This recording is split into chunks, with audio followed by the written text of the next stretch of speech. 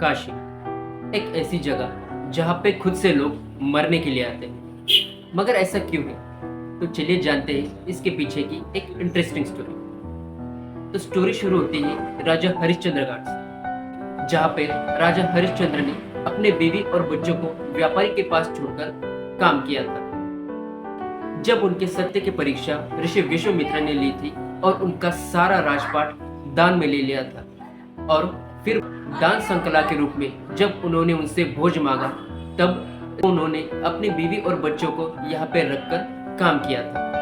एक समय तो ऐसा आया कि अपने बच्चे को जलाने के लिए उन्होंने अपनी बीवी से भी कर लिया। साड़ी का आंचल फाड़ कर दिया रानी तानामती ने, तब जाके उन्हें अग्नि मिली।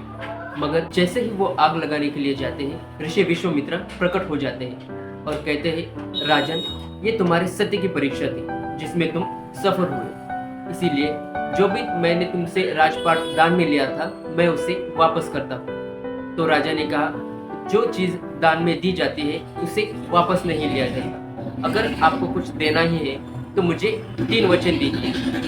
पहला वचन, जैसी परीक्षा ली मेरे सत्य की, वैसे ही संसार में आज के बाद किसी की मत लेना। दूसरा वचन, मेरे पुत्र को जीवन दान दो जिसकी अकारण ही मृत्यु हुई थी। रोहित दास की मृत्यु सांप काटने की वजह से हुई थी, जिस सांप को ऋषि विश्वामित्र ने भेजा था।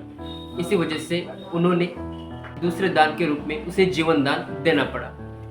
तीसरा वचन, मेरा इस काशी में आके सारी समस्याओं का समाधान हुआ है।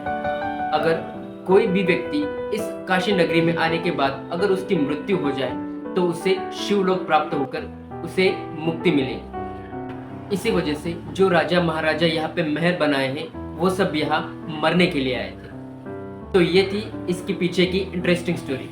आपको ये स्टोरी कैसी लगी कमेंट बॉक्स में जरूर बताइएगा। Thank you.